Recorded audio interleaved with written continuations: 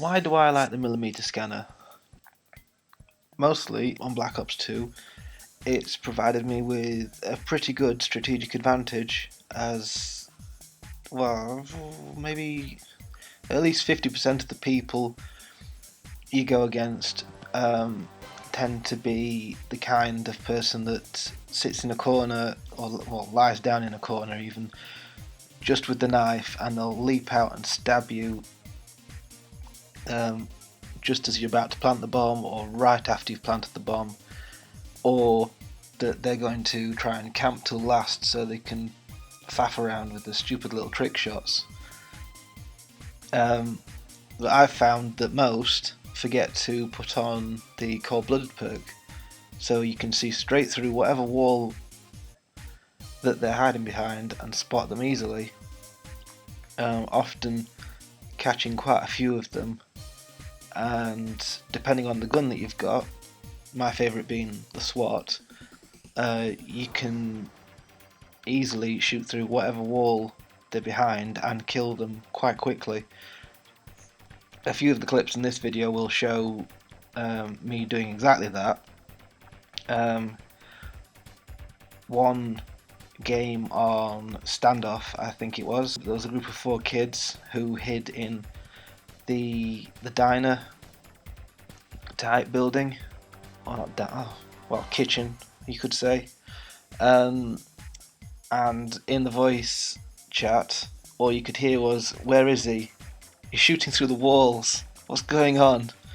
And eventually I just cleared out all 4 of them, and they'd set up riot shields and everything, which kind of gave them away anyway because of engineer. But yeah, it provides me with a bit of more precision for some reason. I find it easier to get a pinpoint shot than with the red dot sight or the ACOG.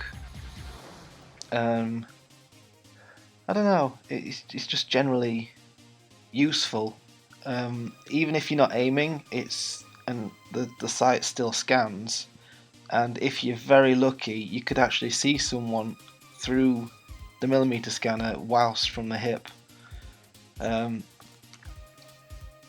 Obviously there are ways to combat it. Mostly in Black Ops, the setup of Black Ops 2 is there's always something to counteract something else.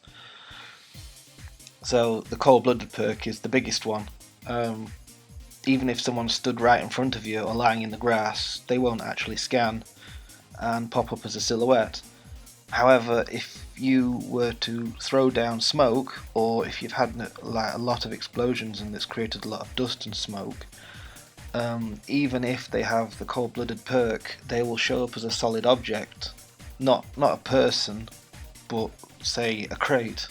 Sort of the way the wave goes over the terrain, it will show them up as an object.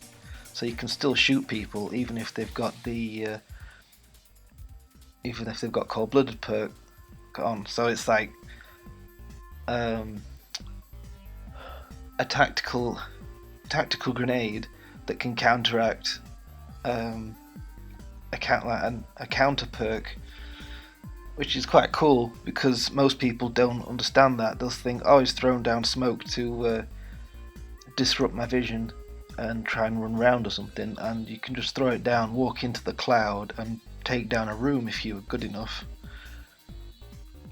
which I'm pretty sure some people can manage. I've only ever done it to one or 2 people at a time, but that's generally because the matches end quite quickly. I don't know, they never seem to stretch out for more than 3 minutes sometimes.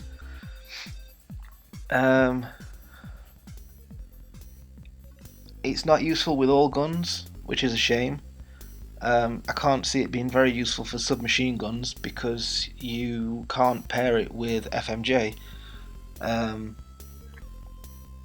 So it's only really good with the assault rifles, and even then maybe the Scar H at a stretch, but it's best with the SWAT Um, the M8A1, the other burst weapon, isn't too bad, but its bullet penetration is pants. I had a hell of a time trying to level that up to get the gold camo and diamond for the rest of the assault rifles, just because I couldn't penetrate walls. I had to pick off free kills from people not playing or snipers that weren't paying attention,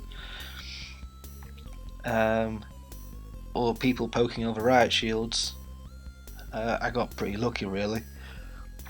For a while I used it with the KSG, and I still have it set as a class in one of my loadouts.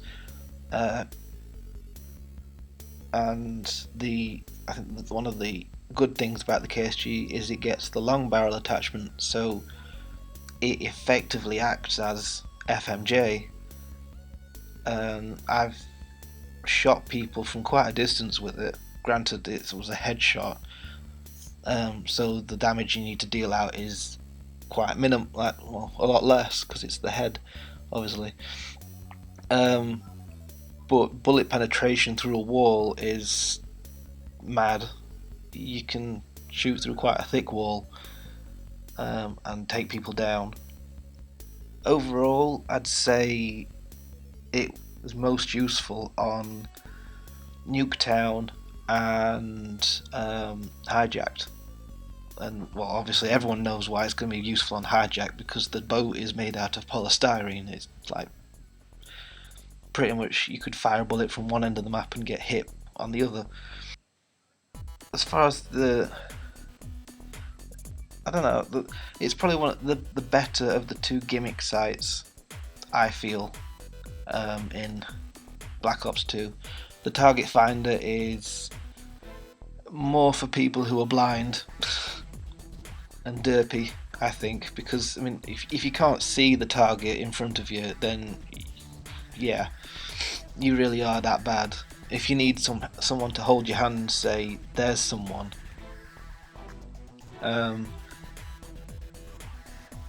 then yeah, I mean, you could say the same about what was it? Battlefield Bad Company 2. You had the spotter sight, but that was different because Battlefield is bigger and you can actually hide in hedges effectively like most of the time. So having that little bit of extra help to point out a target is useful.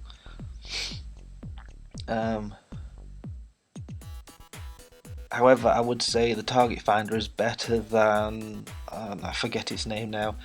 The sites that you can use which uses a similar method of marking out enemies on Call of Duty Ghosts. So yeah, overall, I think it's a great site. A lot of people go, "Oh, why do you use it? Blah, blah, blah. You can't use your eyes," and stuff like that. And it's like, well, it's there. Why aren't you using it? One guy was like, "Oh, you got your max prestige and using the millimeter scanner." It's like, so what difference does that make? Maximum prestige means nothing. It just means you've played longer. That's my thoughts on the millimeter scanner. Thank you for watching, everyone. Thanks for supporting me in this new attempt to try and express myself, get my voice out, actually speak. Hopefully I'll be able to do more, or you can suggest things, say what are your thoughts on this. Leave a comment, like, subscribe, and thank you for watching. Bye.